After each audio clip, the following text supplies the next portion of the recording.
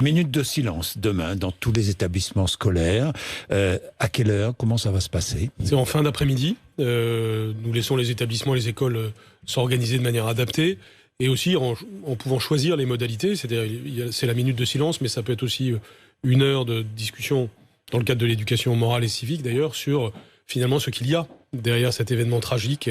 Il est aux alentours de 18h hier lorsqu'un homme commence à semer la terreur dans les rues de la ville de Königsberg. Muni d'un arc, il tire dans la foule avec des flèches comme celle-ci retrouvées ici plantées dans un mur.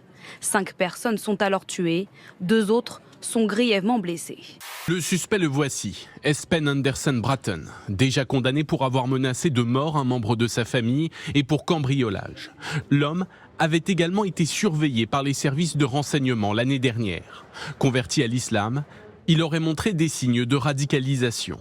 La police tue, elle a tué, elle tue. Alors après, on peut discuter assassinat, meurtre ou accident ou bavure. Une police qui peut tuer parce qu'en fait, elle est armée, surarmée et elle est dangereuse. Les propos de M. Poutou envers la police sont insultants, indignes d'un élu de la République. Au nom du ministère et pour défendre l'honneur de tous les policiers, je dépose plainte.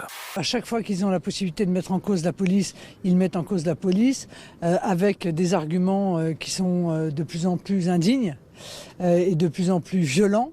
On savait que la campagne électorale serait pourrie et brutale. Voilà, illustration immédiatement. Première interview sur un média national.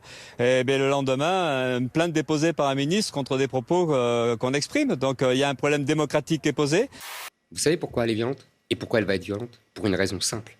C'est qu'il en va du destin de la France. Et qu'il y a ces gens, ces élites françaises autour de Bernard-Henri Lévy et des autres qui ont depuis 40 ans consciencieusement culpabiliser la France pour mieux la servir. On va vous désarmer parce que, bien entendu, une arme létale, non létale ou intermédiaire, le policier, il n'en a pas besoin si on écoute un petit peu votre vision du terrain et de la police. Et puis vous nous ferez un retour d'expérience. Et je vais vous dire ce qu'il est, monsieur Bernard-Henri Lévy. C'est très simple. Depuis 40 ans qu'il a écrit l'idéologie française, il est un traître. Il est la figure absolue du traître. Madame Dati, c'est moi qui parle.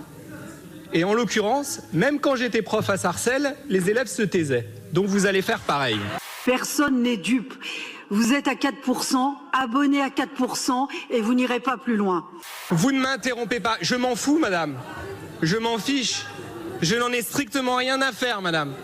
Vous n'êtes pas là pour raconter votre vie. Devant la faiblesse de votre candidature, le Conseil de Paris devient une tribune de votre campagne électorale désespérée et désespérante. Bernard-Henri Lévy est un traître à la France, mais il est en plus le plus grand fabricant d'antisémitisme qui soit au monde. C'est-à-dire qu'à chaque fois qu'il parle, les gens se mettent à voir réveiller leur antisémitisme. Il y a un soignant qui a l'air de pousser le président de la République à le tirer. Oh là, grosse pression. Plein du pied. Il est allé. Et voilà. Et voilà. Intérieur du pied. Au centre. Le gardien a triché clairement. Alors on a clairement fait un... Pourquoi il a triché? Il pouvait l'arrêter, là on est vraiment dans le noir sans papier qui se dit vaut mieux pas que je charge les problèmes au président. But présidentiel pour un match de gala au profit de l'opération Pièce jaune. Aligné au sein de l'équipe du Variété Club de France, Emmanuel Macron, positionné en milieu gauche récupérateur, a chaussé les crampons devant près de 2000 spectateurs. Je posais la question de savoir en quelle couleur joueraient les adversaires, ils sont en jaune. Je n'en dis pas plus. Ça vous fait penser à quoi? En jaune, gilet jaune.